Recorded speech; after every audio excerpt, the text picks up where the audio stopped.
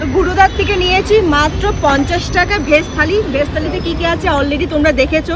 চলো এবার বেশি না কথা বলে খাওয়া যাক। আরে খাবে তার আগে নুনটা নাও, নুনটা নিলেই তো গুণ গাইবে। কি বলছো, নুন দাওনি? না, নুন নিলেই তো মানুষ গুণ গায়। একদম সঠিক বলেছো, গুণ তো গাইতে নুন হবে। দিলাম। ও আবার নুনও দিয়েছে।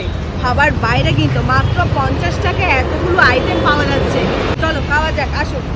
তো প্রথমে আমি একটু ডাল, মানে আম ডাল করেছে, দেখো আমও কিন্তু রয়েছে, ভাজা ভুজি আছে।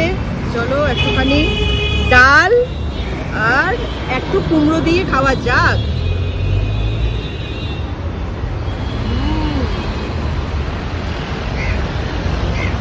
কোনো কথা হবে না, এদিকে আসো।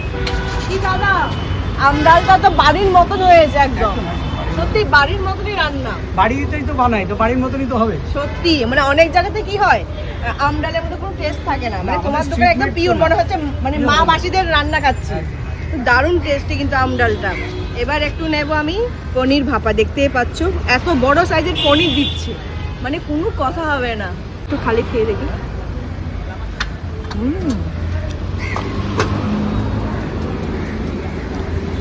মাছ মাংস ফেল হয়ে যাবে পনির ভাপাটা খেলে, দারুণ। একটু গ্রেভি দিয়ে খাওয়া যায়। কি হলো, নুন দিয়েছে বলে কি গুরুদার গুণ গাইছো নাকি?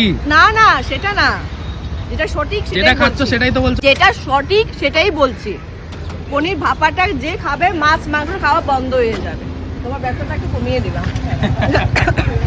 দারুণ দারুণ, কোনো কথা হবে না, যেটা সঠিক সেটাই বললাম।